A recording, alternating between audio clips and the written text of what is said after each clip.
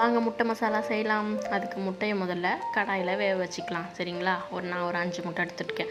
அதுக்கு 2 வெங்காயம், ஒரு தக்காளி எடுத்துக்கிட்டு கடாயில் கொஞ்சம் எண்ணெய் ஊற்றி கொஞ்சம் சோம்பு போட்டு வெங்காயம் பெருசாக அரிஞ்சு, அப்புறம் பச்சை மிளகா ரவுண்டாக அரிஞ்சு அதை போட்டு கொஞ்சம் சால்ட்டு போட்டு நல்லா வதக்கிக்கலாம்.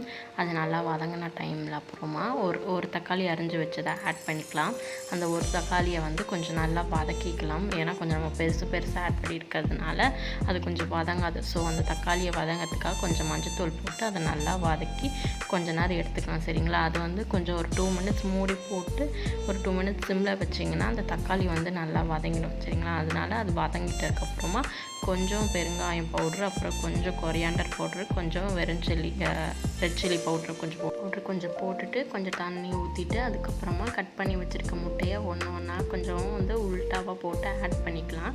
அது மொத்தமாக நம்ம ஆட் பண்ணிட்டதுக்கப்புறம் கொஞ்சம் மூடி போட்டுட்டு ஒரு 2 மினிட்ஸ் அது ஃபுல்லாக நல்லா ட்ரை ஆகிற அளவுக்கு விட்டுட்டு அதுக்கப்புறமா திருப்பி போட்டு எடுத்தோம்னா முட்டை மசாலா ரெடி. செஞ்சு பார்த்துட்டு எப்படி இருக்குது சொல்லுங்கள். பாய்.